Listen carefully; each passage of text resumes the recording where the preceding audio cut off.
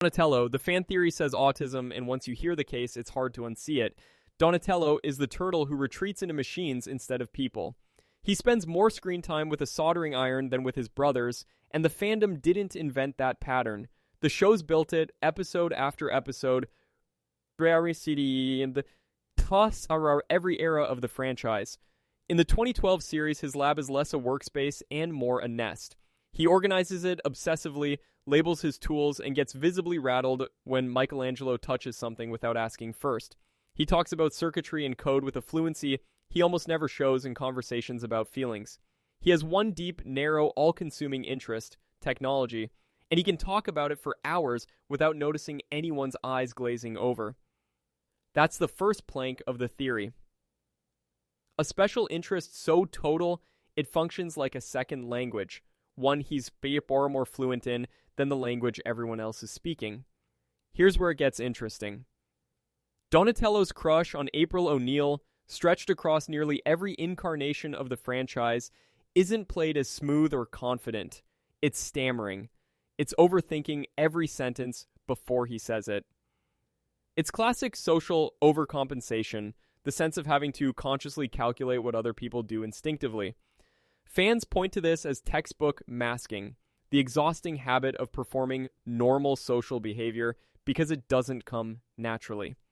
In the 2012 series, especially, entire episodes are built around Donatello building elaborate inventions specifically to impress April, rather than simply talking to her. Solving the social problem the way he solves every other problem, with engineering instead of instinct. Compare that to Michelangelo, who blurts out whatever he's thinking with zero filter. Same species, same upbringing, completely different wiring. One brother improvises, the other rehearses, drafts, and still second-guesses the delivery. Then there's the sensory angle. Donatello is consistently the turtle most bothered by chaos, loud environments, unpredictable missions, plans falling apart mid-execution. He's the one who wants a strategy locked down before he moves. And he visibly struggles when Michelangelo or Raphael blow past the plan on instinct and improvise in the field. Some fans read this as sensory sensitivity. Others call it a need for control that borders on anxiety. Either way, it's the same turtle every time. Uncomfortable in noise, most at peace with a problem he can solve alone, in silence, with his hands, and least at peace when a mission turns into pure improvisation. There's also the matter of how Donatello communicates distress. When his brothers get hurt or scared, they tend to say so directly. Raphael gets loud, Michelangelo gets clingy, Leonardo gets clipped and commanding. Donatello does something different. He works. Faced with Splinter's injury, a captured brother, or a mission gone wrong, his instinct across nearly every series is to disappear into a fix. Building a device, running diagnostics, calculating an escape route, rather than sitting with what just happened. Fans have pointed to this as a coping mechanism that looks a lot like productive avoidance, processing emotion by converting it into a task with a solvable endpoint because a feeling doesn't have one and a broken piece of tech does. Look at how Donatello handles being wrong too. Where Leonardo spirals and Raphael lashes out, Donatello does something quieter and, in its own way, more telling. He re-explains himself. Given even a hint that a plan didn't land the way he meant it to, he'll walk back through the entire logic out loud, step by step, as if the problem was that nobody followed the reasoning rather than that the reasoning itself might have been flawed. Fans have picked up on this as a very specific, very recognizable trait, the instinct to overclarify rather than simply sit with being misunderstood. Because being misunderstood is its own kind of unbearable. The theory also leans on something structural. Donatello is, across nearly every version of the franchise, the turtle other characters go to when something needs fixing, but rarely the one they go to when something just needs feeling. April brings him broken tech. Leonardo brings him tactical problems. Nobody, notably, brings Donatello their bad day. And the shows rarely bother to ask him about his own. Fans reading the autism theory point out that this isn't neutral. It's a turtle who has been cast by his own family as the utility rather than the person, and who has spent decades of screen time quietly absorbing that without ever being given the space to push back on it. Rise of the Teenage Mutant Ninja Turtles complicates this a little by giving Donatello a sharper, more openly sarcastic edge, but fans note that the sarcasm reads the same way the tech obsession always has, a wall built out of competence, so nobody looks too closely at what's behind it. None of this comes from a producer's note or a writer's room memo. No official TMNT material has ever confirmed a diagnosis for Donatello. This is fan headcanon, built line by line and episode by episode from a purple-masked turtle who would rather build a robot than explain how he feels.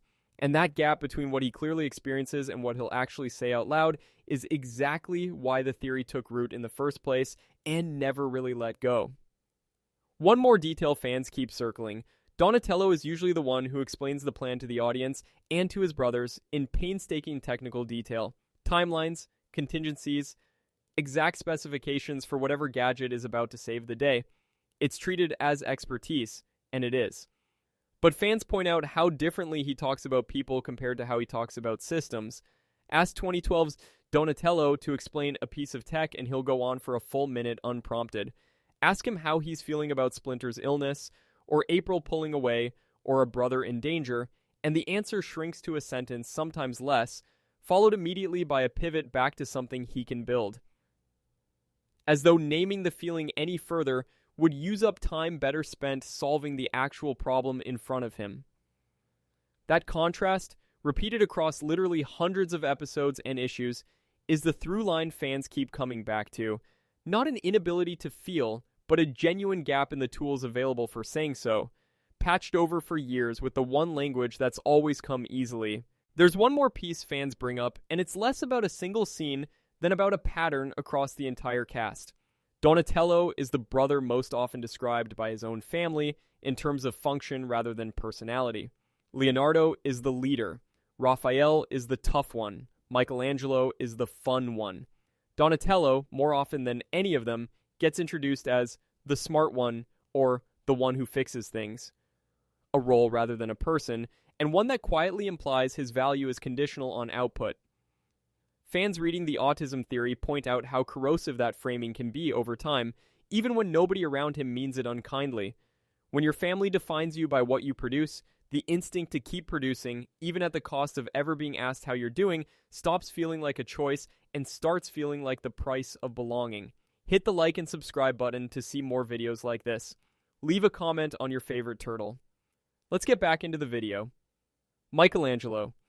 The fan theory says ADHD and sometimes bipolar disorder, and the case for both starts in the same place. Michelangelo never sits still.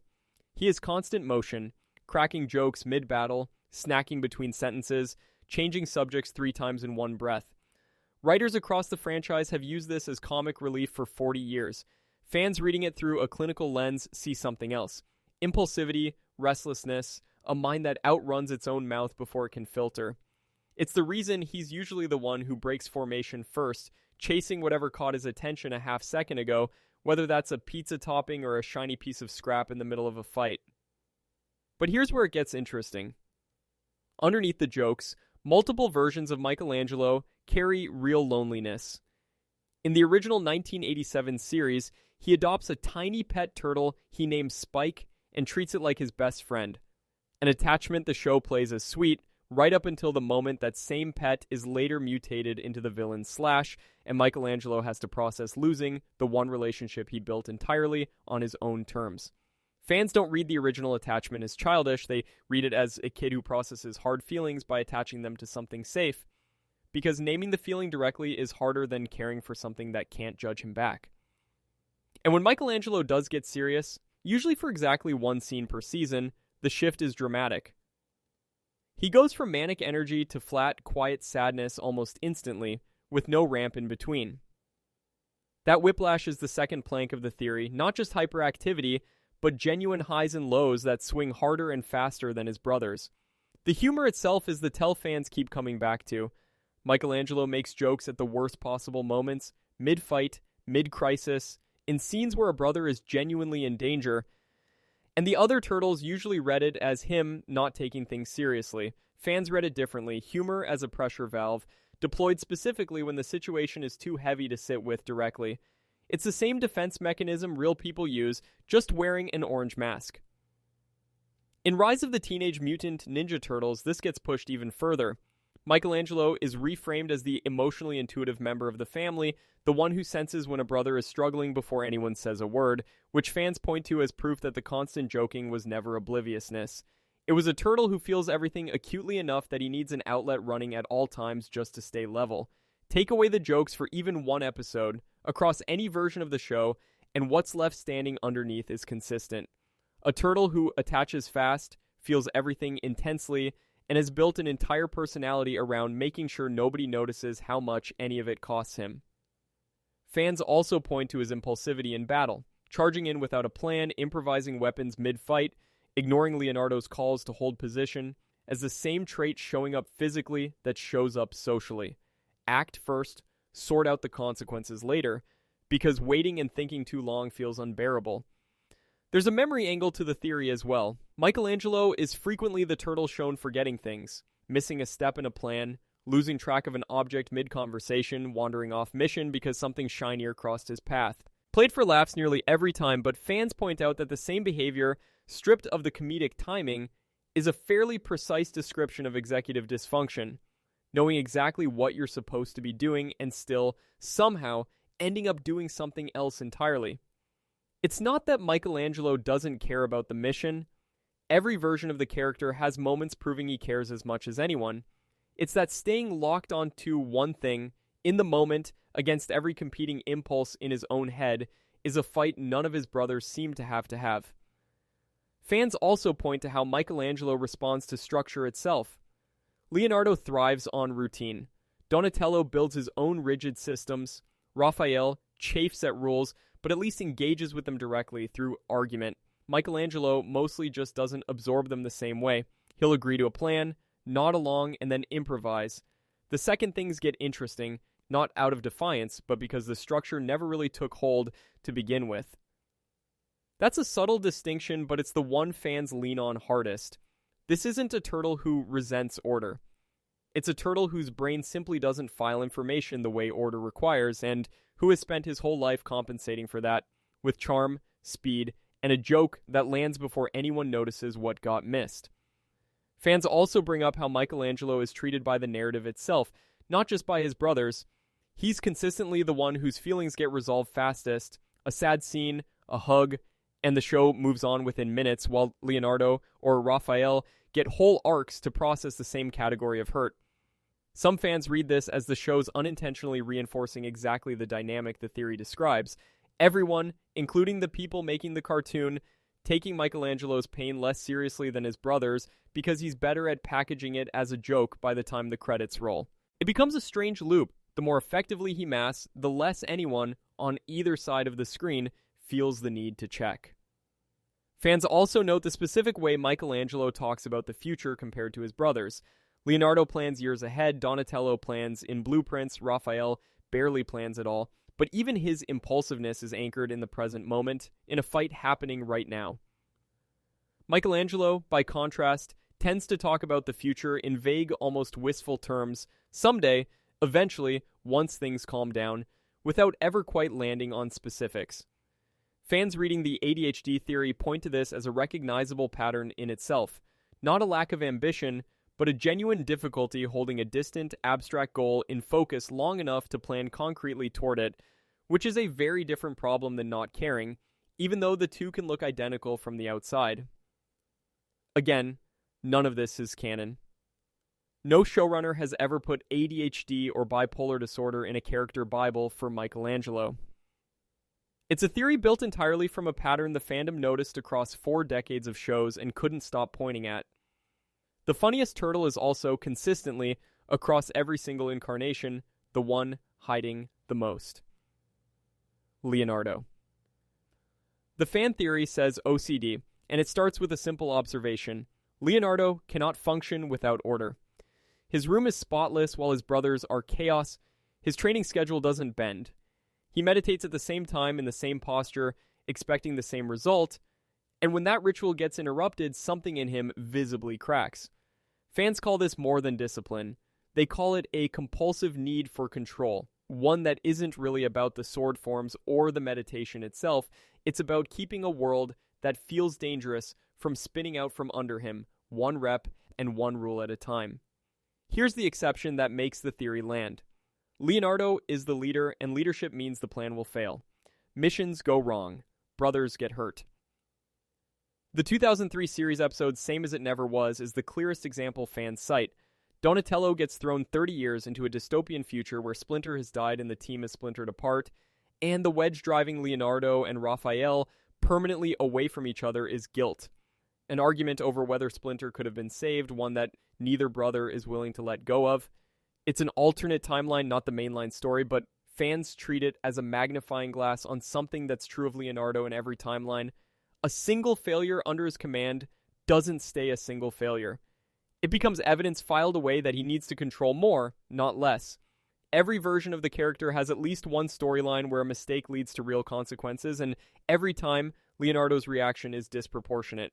He doesn't just regret the mistake, he spirals, replaying it, tightening his grip on every decision after, training harder, sleeping less, trusting his own judgment less, even as he demands more control over everyone else's. Fans read this as textbook anxiety layered directly on top of the OCD. The rituals aren't random. They're what he does instead of falling apart in front of the people who are counting on him to hold it together. Compare that to Raphael, who also carries guilt after failure but externalizes it. He gets louder, angrier, picks fights. Leonardo goes the opposite direction. He goes quiet, rigid, and even more controlling. Same wound, opposite response, and fans have used that contrast for years to argue. The brothers aren't just different personalities. They're different coping mechanisms wearing different colored masks. Leonardo's mask just happens to be the one that looks, on the surface, like competence, which is exactly why nobody around him, least of all Leonardo's, clocks it as a problem until it boils over. Fans also point to a smaller, quieter detail that shows up across versions of the character. Leonardo is the one most likely to run through a plan out loud alone before presenting it to his brothers, not just planning, but rehearsing the plan, word for word, as if a version delivered wrong could unravel the whole mission before it even starts. It's the kind of behavior that looks, from the outside, like careful leadership. Fans reading the OCD theory read it as something closer to ritual. The run-through isn't really about the plan's content, since the content rarely changes between the rehearsal and the real thing. It's about performing the ritual itself enough times that the anxiety underneath it quiets down long enough for him to function. The rise of the Teenage Mutant Ninja Turtles movie pushes this theory into new territory that fans latched onto immediately. In that continuity, Leonardo doesn't start out as leader. The role gets forced onto him mid-crisis, against his instincts, and he visibly struggles under the weight of decisions he never wanted to be the one making. Fans point to this version as the clearest illustration yet of the anxiety underneath the control. Take away the years of practiced discipline that other versions of Leonardo have built up, and what's left in the moment leadership actually arrives is panic, badly hidden behind forced confidence. It's the same turtle, just caught earlier in the process, before the rituals had time to calcify into what looks in every other version like effortless composure. There's also a pattern in how Leonardo handles praise versus how he handles correction, one fans have picked apart in detail. Compliments tend to roll off him, acknowledged with a nod, rarely dwelt on. Criticism, even mild, even constructive, tends to land and stay, replayed long after the person who gave it has moved on to something else. Splinter only has to point out one flaw in a technique for Leonardo to drill that single correction for days, well past the point of usefulness. Fans reading the OCD and anxiety theory point to this asymmetry directly. A mind that treats every mistake as data confirming an underlying fear, and every success as simply the baseline he was supposed to hit anyway, which means the ledger, over years, only ever tips one direction. Fans point to one more recurring image across the franchise. Leonardo checking and rechecking his swords before a mission, well past the point of necessity, running a thumb along an edge he already knows is sharp, resetting the sheaths on his back, even though nothing about them has changed since the last time he checked 30 seconds ago. It's a small, almost invisible beat, easy to miss if you're not looking for it, and it shows up in nearly every version of the character, in nearly every era of the franchise. Fans reading the OCD theory treat it as the clearest tell of all. Not the big dramatic moments where his control visibly cracks, but the tiny, constant, unglamorous maintenance of that control happening in the background of scenes that are ostensibly about something else entirely. And that's the twist fans keep circling back to.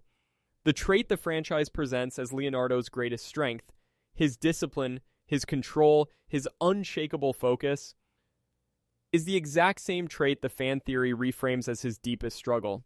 Nobody at the network has ever confirmed it, but watch him reorganize his weapons rack for the third time in one episode, watch him take a single failed mission and turn it into a 2-week training intensive nobody asked for, and it's easy to see why the theory refuses to go away, Raphael. The fan theory says bipolar disorder, and it is, by a wide margin, the most discussed diagnosis theory in the entire fandom, the one multiple independent corners of the community keep arriving at separately without coordinating with each other. The case starts with the obvious. Raphael runs hot. He's the turtle who puts his fist through a wall before he puts words to what's bothering him. But fans point out this isn't simple anger, it's volume. One scene he's euphoric, reckless, picking fights for the thrill of it. The next, he's alone on a rooftop, unable to sleep, unwilling to talk to anyone. The swing isn't gradual, it's a switch flipping, and everyone around him has learned to read the weather before they approach. The low end of that swing is where the theory gets serious. Across multiple versions of the character, Raphael is shown isolating himself, literally leaving the lair, sometimes for days, sometimes adopting an entirely separate identity just to have somewhere to put what he's feeling.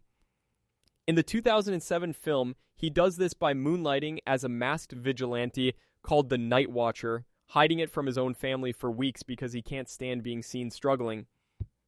And when Leonardo finally confronts him about it, the fight that follows is less about the secrecy and more about Raphael refusing to admit he needed an outlet at all. Fans don't read that as a plot device. They read it as a turtle who has built an entire secret life around not letting anyone witness his low points, which is exactly the kind of concealment people with untreated mood disorders describe in real life, the exhausting effort of managing a second, hidden version of yourself so the visible version never has to explain anything.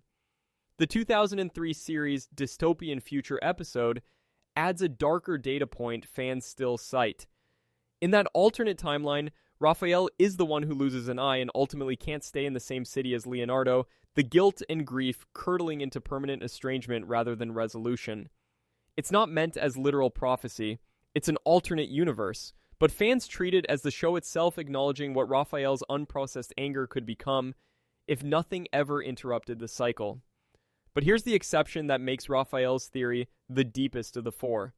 He's also, consistently, the most protective. He's the one who runs toward danger for his brothers first and asks questions never. He's shown taking in a stray cat, defending Michelangelo from bullies twice his size, and doing his angriest, most destructive venting alone rather than anywhere near the people he could actually hurt. That fierce, almost frightening loyalty and the volcanic temper come from the same place. Feelings too big to regulate, expressed in whichever direction is available in the moment. Love turns into a rescue. Frustration turns into a punch through drywall. Fans call this emotional dysregulation, not an absence of feeling, but too much of it, arriving faster than any filter can process it. There's also the matter of what actually calms Raphael down, which fans treat as almost as revealing as what sets him off. It's rarely a conversation. It's physical, hitting a punching bag until his knuckles ache, running rooftops until he's too tired to keep spiraling, throwing himself at a problem he can solve with force because the problem in his own head doesn't have a solution he can punch his way out of. Multiple versions of the character show him actively avoiding the moment where a brother tries to talk to him about what's actually wrong, redirecting to literally anything else, training, a fight, a joke at someone else's expense, until the window for that conversation closes. Fans read this less as stubbornness and more as a turtle who genuinely doesn't have the vocabulary for what he's feeling in the moment it's happening. And only gets there, if he gets there at all, hours or days later, alone. The relationship with Casey Jones adds another layer fans keep coming back to. Casey is reckless in almost exactly the way Raphael is. Quick temper, quick fists, allergic to sitting still with a feeling, and multiple versions of the franchise treat their friendship as the one relationship where Raphael doesn't have to perform being fine. He can be volatile around Casey and it doesn't cost him anything because Casey is right there matching his energy rather than flinching from it or trying to manage him. Fans point to this as exactly the kind of relationship people with poorly regulated mood swings often describe seeking out without realizing why. Not someone calmer who talks them down, but someone just as unfiltered, so being unfiltered doesn't feel like something to apologize for. Fans also point to how quickly Raphael can flip from the aggressor in a scene to the most tender person in the room, sometimes within the same conversation. He'll snap at a brother, storm off, and come back 20 minutes later with an unprompted apology or a small gesture of care that nobody asked for. Patching up an injury without being asked, sitting with someone in silence after a fight he started. Multiple versions of the show use this pattern as a kind of emotional shorthand for his whole character. The temper is real, but it isn't the whole story, and it's very rarely the last word in any given scene. Fans reading the bipolar theory treat that whiplash, genuine harm done, followed by genuine remorse, arriving on its own unpredictable timetable rather than anything resembling a steady rhythm, as the single most consistent data point across every writer who's ever taken a turn with the character. One last piece fans return to, Raphael is, across nearly every continuity, the brother most likely to be shown physically unable to sleep, pacing the lair at night, sitting alone on a rooftop while the city sleeps below him.